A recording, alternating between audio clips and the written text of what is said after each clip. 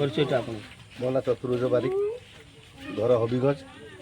ଆମର ଏଇ ଯେଉଁ ଆର୍ଡି କାମ ହେଉଛି ହବିଗଞ୍ଜରୁ କେନ୍ଦୁଡାଙ୍ଗିରି, ତ ଜେଇ ବା ସମସ୍ତ ଉପର ଅଫିସର ଆସି ରାସ୍ତା ଚଉଡ଼ା ହେବା ପାଇଁ ସମସ୍ତେ ମାନେ ନିର୍ଦ୍ଦେଶ ଦେଇଥିଲେ ଏବଂ ଆମ ଗାଁ ଲୋକଙ୍କ ସହଯୋଗରେ ସର୍ବସମ୍ମତି କ୍ରମେ ସମସ୍ତେ ଗାଁ ଲୋକ ନିଜ ନିଜ ମାନେ ସହଯୋଗରେ ଯେ ଯା ଜାଗା ଛାଡ଼ିଛନ୍ତି। ବାକି ପୁରୁଣା ଡ୍ରେନ୍ ଯେଉଁ ଥିଲା ସେଇଟା ଆମ ରାସ୍ତା ଉପରେ ଥିଲା, ସେଇ ଡ୍ରେନ୍ଟାକୁ ଆମେ ପୋତିଦେଲୁ।